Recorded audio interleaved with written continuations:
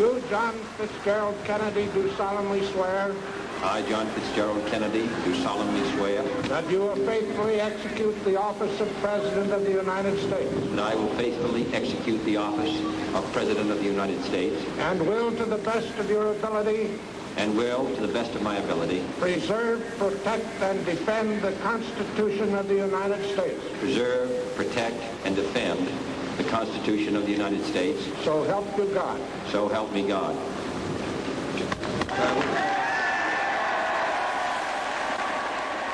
On January 20th, 1961, John Fitzgerald Kennedy took the oath of office as the 35th President of the United States.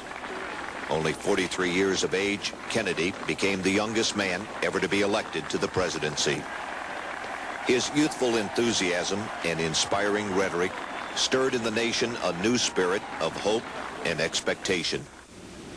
Let the word go forth from this time and place to friend and foe alike that the torch has been passed to a new generation of Americans born in this century, tempered by war, disciplined by a hard and bitter peace, proud of our ancient heritage, and unwilling to witness or permit the slow undoing of those human rights to which this nation has always been committed and to which we are committed today at home and around the world.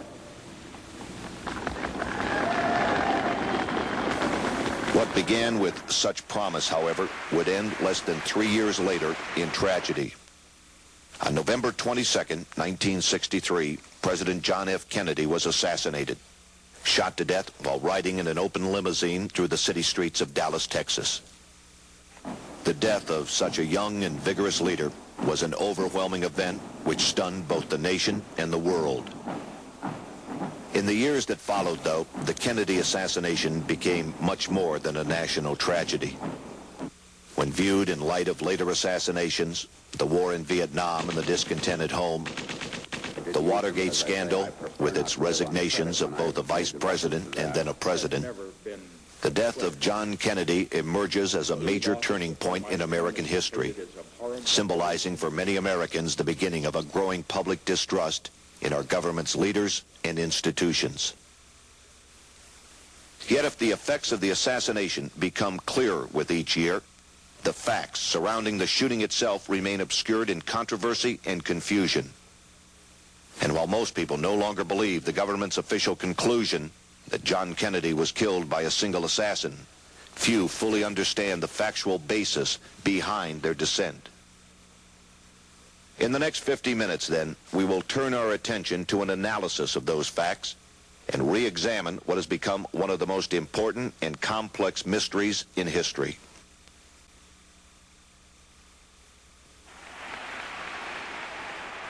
It was politics that motivated Kennedy to make the trip to Texas. There, he had hoped to reconcile differences between two factions of the state's Democratic Party, as well as drum up political support in the state that he had barely carried back in 1960. Kennedy, in fact, had felt the visit to be so crucial to his re-election chances that he persuaded his wife, Jacqueline, to accompany him.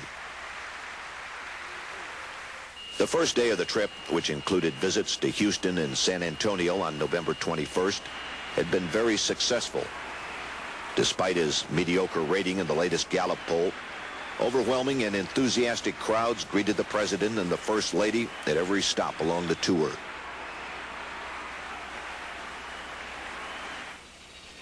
Late in the morning of Friday, November 22nd, the presidential party arrived at Dallas's Love Field, where the president was again met by a large and exuberant crowd. After taking time out to shake hands, the Kennedys, along with Texas Governor John Connally and his wife Nellie, stepped into a waiting limousine which would take them through the downtown district on the way to the city's Trade Mart, where the president was to give a luncheon speech. As the motorcade made its way through the streets of Dallas, it was obvious that Kennedy's trip was a tremendous success.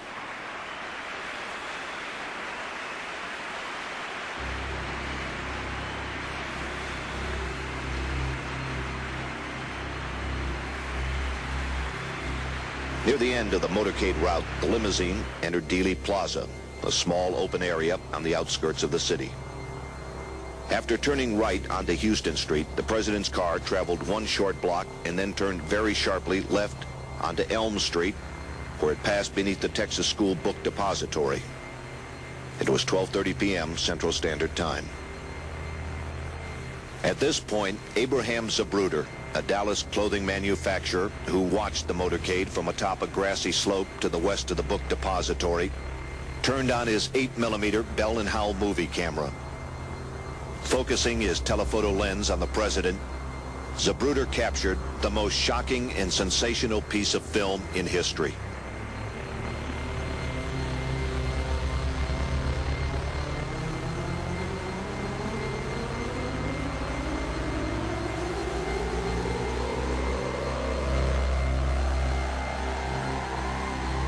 Immediately after the shooting, the limousine raced to Parkland Memorial Hospital, where doctors worked desperately to save the president's life and to care for Governor Conley, who was also seriously injured in the shooting.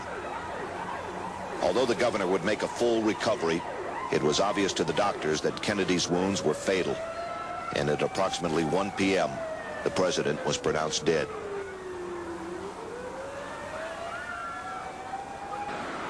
Shortly before 1:15 p.m., 45 minutes after the assassination, Dallas police officer J.D. Tippit was shot to death outside his squad car in the Dallas suburb of Oak Cliff.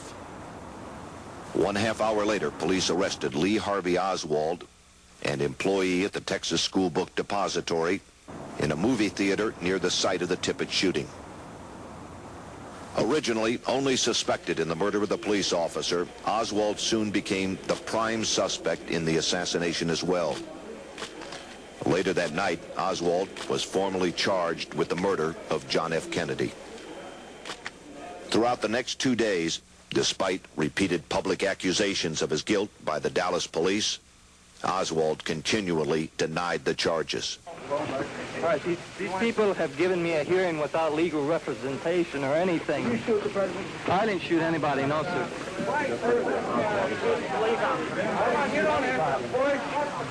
The alleged assassin, however, would not have a chance to prove his innocence.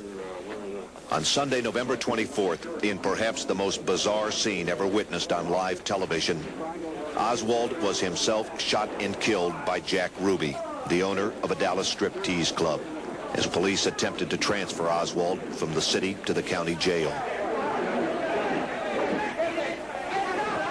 The death of the only suspect in the assassination precluded a trial that might have turned up all the facts about the president's murder.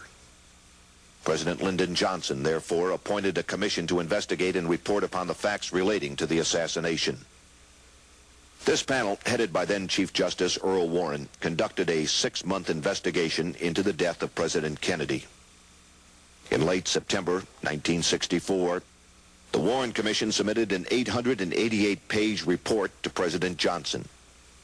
Their findings, universally known as the Warren Report, concluded that Lee Harvey Oswald had acted alone in killing President Kennedy and that there was no evidence of a conspiracy involving either Oswald or Jack Ruby. Immediately upon its release, the Warren Report was met with wide critical acclaim from the news media. The commission was praised for its diligence and its definitive account of the assassination. Within a few years, however, the report would be seriously attacked by a broad range of independent researchers who questioned the commission's findings, evidence, and procedures. The doubts raised by these critics have remained. According to recent surveys, as little as 13% of the American public still believes that Lee Harvey Oswald was the sole assassin of President Kennedy. At the center of these doubts lies the commission's reconstruction of the crime, a reconstruction that, as we shall see, relied not upon fact, but upon a most improbable theory.